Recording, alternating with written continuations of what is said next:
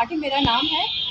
मैं यहाँ पर आई हूँ मेरे ससुर जी ने के खिलाफ कंप्लेन करने और बताने कि उन्होंने ससुर आपके क्या करते हैं? रमाशंकर जायसवाल जी उनका नाम है।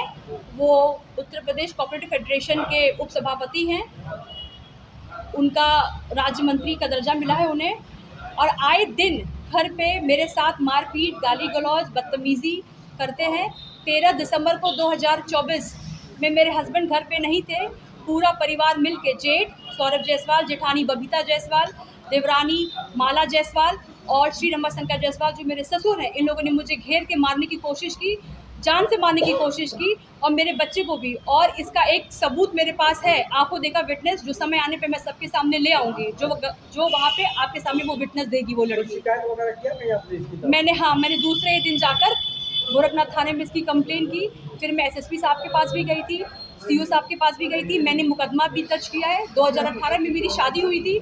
मेरे पिताजी ने लगभग 50 लाख रुपए दहेज, सारा सामान, जेवर लेके दिया, और सारा चीज़ मेरे ससुर जी ने रख लिया। मेरा जेवर, मेरा पैसा, आज तक मुझे कोई मदद नहीं करते, और रोज धमकी देते कि तुमको घर से निकाल देंगे, तुम घर से निकलो, तुम्हारा एक्सीडेंट करवा देंगे। मैं इतना प्रभावशाली व्यक्ति हूँ, मैं एक मंत्री हूँ, और मेरे कहने पे तुम्हारे साथ कुछ भी हो सकता है, तो सोच समझ के रहो, याद घर से यहाँ से निकल जाओ, तुमको इस घर में नहीं रखेंगे हम। किस हिसाब से टार्चर किया जाता है? रहती है, साथ में रहती है? रहते तो उसी घर में, लेकिन मैं साथ में अब किसी के नहीं हूँ। मैं अपने कमरे में रहती हूँ। मुझे घर में 9-10 कमरे, मुझे एक कमरा बस दिया गया है। उसी घर में? हाँ, उसी घर में, मैं उसी घर में रहती हूँ, और किचन में खाना अलग बनाती हूँ। मैंने ये भी कहा कि मुझे किचन अलग दे दीजिए, तो उन्होंने मुझे किचन अलग नहीं दिया। आए दिन इनकी जो 2 बहुएं हैं, बबीता जायसवाल, माला जायसवाल, मेरे साथ किचन में मिसबिहेव करती है। मुझे कितनी बार जलाया गया, इसकी भी सूचना मैंने अपने ससुर जी को व्हाट्सएप पे दी है, जिसका मेरे पास सारा रिकॉर्ड है। उन्होंने मुझे एक बार भी नहीं कहा, और आए दिन सब झगड़ा करती, मारपीट करती, सारा पर्याप्त जगह है, मानसिक प्रताड़ना करती, मुझे मिसबिहेव करती, गाली गलौज करती है, कहती है कि मैं ये करवा दूंगी, वो करवा दूंगी। ससुर जी मेरे पक्ष में है।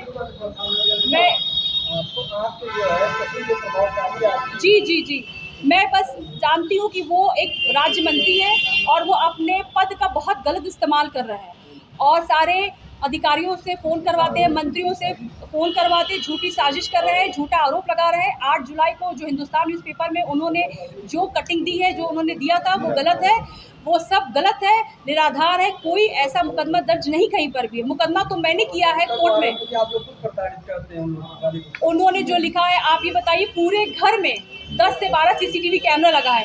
अगर इन्होंने या मैंने कभी ऐसा, पहले तो इनके पिताजी ने इनके ऊपर कंप्लेन किया था, अब इन्होंने अखबार में मेरा भी नाम लिखवाया है, लेकिन पूरे घर में कैमरा लगा हुआ। आप ये बताइए, अगर इन्होंने ऐसा किया तो किस महीने में किया, किस तारीख को किया, किस दिन किया, किस समय किया? कैमरे का पूरा एक्सेस इनके घर में सारे सदस्यों के मोबाइल में चलता है, लेकिन ऐसा कुछ हुआ ही नहीं है, तो वो कुछ साबित कर नहीं पा रहे, झूठा आरोप लगा रहे हैं। और मैंने इनकी शिकायत इनकी विभाग में, आरएसएस में, हर जगह, महिला आयोग में भी की है, हर जगह मैंने इनका कंप्लेन किया है। तो अपने आप को बचाने के लिए इन्होंने अखबार में गलत और झूठी इन्फॉर्मेशन देकर उसको प्रिंट आउट करवाया है। मुख्यमंत्री शहर में है गोरखपुर, क्या कहना चाहेंगे? मैं मुख्यमंत्री जी से बस यही कहना चाहती हूँ कि मैं एक ब्राह्मण लड़की हूँ। मेरे ससुर जी आए दिन मेरे साथ मिसबिहेव करते हैं, गाली गलौज करते हैं, मुझे जान से मारने की धमकी देते हैं, अपने पद का गलत इस्तेमाल करते हैं। मुझे नहीं, मेरे छोटा सा 6 साल का ये बच्चा है, बहुत धमकी देते हैं कि मैं ये करा दूंगा, मैं जान से मरवा दूंगा, एक्सीडेंट करवा दूंगा। मैं मुख्यमंत्री जी से बस यही कहना चाहती हूँ, इनके पद से इनको हटाया जाए और निष्पक्ष जाँच कराई जाए सारी चीज़ों की। और मेरी जान को खतरा है, अगर कल को मुझे कुछ होता है तो इसका पूरा का पूरा आरोप रमाशंकर जायसवाल, सौरभ जायसवाल, बबीता जायसवाल, माला जायसवाल, राहुल जायसवाल और गौरव जायसवाल भी आएगा, क्योंकि ये लोग किसी भी तरीके से मुझे मारना चाहते हैं, मेरे बच्चे को भी। मैं कितनी बार कह चुकी, प्लीज़ मुख्यमंत्री जी से ही मुझे प्लीज़ बचाएं, और इनका पद हटाया जाए। पिताजी ने आरोप लगाया कि आप नशा करके उन्हें गाली गलौज देते हैं, मारते हैं, और उसको लेकर उन्होंने गोरखनाथ थाने में मुकदमा भी दर्ज कराया। क्या सच्चाई है, क्या मामला है? पहली बात तो मुकदमा, हमारी कोई जानकारी में इस तरह का कोई मुकदमा है नहीं।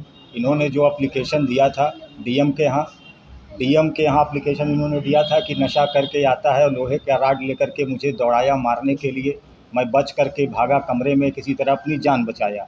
इसकी पूरा साक्ष्य जो भी हमारे पास था, हमने सीओ साहब के यहाँ जा कर के दिया, थाने में भी जा कर के दिया। ये निराधार है, इसमें कोई सच्चाई है नहीं। रही बात नशा करने की, तो नशा करते अगर घर पे मैं आए दिन इन्होंने लिखवाया कि आए दिन मारपीट गाली गलौज करता है। आपके यहाँ 10 कैमरे हैं, आप 10 कैमरे में से एक कैमरा निकाल के दिखा दीजिए कि मैं किस दिन या किस समय मैंने आपके साथ कोई बदतमीजी की, कोई आपको गाली दिया, कोई मारपीट किसी परिवार के शख्स के साथ की। मैं तो खुद आपसे एकदम अलग हो चुका हूँ, मैंने मुकदमा दायर किया है, आप डेट पे आते नहीं हैं। आप शायद मंत्री हैं, हो सकता है भाई माननीय न्यायालय की भी आप रिस्पेक्ट करते हैं कि नहीं करते हैं, क्योंकि आप मंत्री हैं, आप कर सकते हैं। शायद हम लोग भाई आम आदमी हैं, हम लोग तो कहीं न्याय नहीं मिलेगा तो न्यायालय के पास जाएंगे, हमने वो किया, उचित कदम उठाया है। क्या वजह क्यों आपके साथ ऐसा विवाद? उसकी वजह एक ही है कि 2020 में जब हमारा फर्म बंद हुआ तो मैंने इनसे काम के लिए बोला, तो जब काम के लिए बोला तो इन्होंने कहा कि मैं पैसा नहीं लगा पाऊंगा, तुम अपने ससुर से पैसे का व्यवस्था करो तो मैं तुमको काम कुछ शुरू करवाता हूँ। आप लोग की लव मैरिज थी? नहीं, लव प्लस अरेंज थी, लेकिन बहुत ही ग्रैंड शादी हुई थी। 2000 लोगों के संख्या में लोग आए थे, वहाँ खाना खाए थे, रात भर शादी हुई थी। मेरे परिवार के एक सदस्य, चाचा चाची से लेकर के दूर के रिश्तेदार सभी लोग शामिल थे और सबकी मर्जी से शादी हुई। आपत्ति मैं वही विवाद आपको बता रहा हूँ। विवाद ये है कि जब फर्म बंद हुआ, जब इनका पैसे का लालच बढ़ा, तो मैंने कहा कि नहीं, वो ससुर हैं, जितना दे सकते थे वो दिया, क्योंकि इनके भी आगे पीछे कोई है नहीं। अकेले लड़की हैं, अकेले पिताजी वो भी हैं बेचारे, बुजुर्ग व्यक्ति हैं, 72 साल उनकी लगभग उम्र है, 74 साल। उस पर जो है इन्होंने कहा कि अब तुमको कोई काम नहीं हुआ तो हमारे परिवार को, मतलब मेरे वाइफ को, मेरे बच्चे को और मुझे लखनऊ लेकर के गए। लखनऊ में बड़े वाले के नाम से इन्होंने अपार्टमेंट खरीदा हुआ है, गोमती नगर एक्सटेंशन सरस्वती अपार्टमेंट में। 1 साल उन्होंने वहाँ रखा, नौकरी और धोखा दे करके झूठी रोज़ कि ये कल काम करवा देंगे तुम्हारा, 3 लोग से बात हुई है, परसों काम हो जाएगा, 1 महीने में मैं आ रहा हूँ। जैसे 2-4 दिन रहते थे, फिर गोरखपुर वापस। तो जब आते थे तो यही कहते थे कि बात हो गई है, वो मुंबई है, वो मध्य प्रदेश चला गया है, वो व्यक्ति वो उत्तराखंड चला गया है, उससे बात हो गई है, वो आ जाएगा, प्रॉपर्टी का काम है, उसकी ये फैक्ट्री है, वहाँ उसका पूरा ऑफिस चलता है, एक्सपोर्ट इंपोर्ट का काम चलता है, नौकरी के नाम पे झांसा दे करके। और हमको लगता है कि अगर हमारा ये चैनल पे कोई देख रहा हो तो नौकरी के नाम पे किसी और से भी कोई अगर पैसा ये दिए हो, या किसी ने कोई भी इनके ऐसा जो पैसा नौकरी के नाम पे दिया हो, तो भैया सामने आइएगा, ये भी रिक्वेस्ट है, क्योंकि कई न्यूज़ हमने भी सुना था।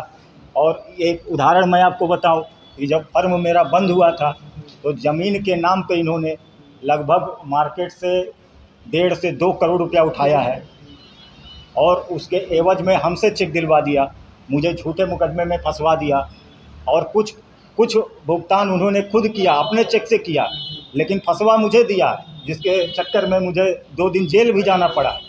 और उसके बाद इन्होंने अखबार में भी निकलवाया, अब हर तरीके से कोशिश किया। बाप बेटे के प्रति क्यों ऐसा कर रहा है? हो सकता है हमारी शादी को ना पसंद करता हो, उसको उनके दिमाग में ये था कि जो भी इनकी प्रॉपर्टी है सब।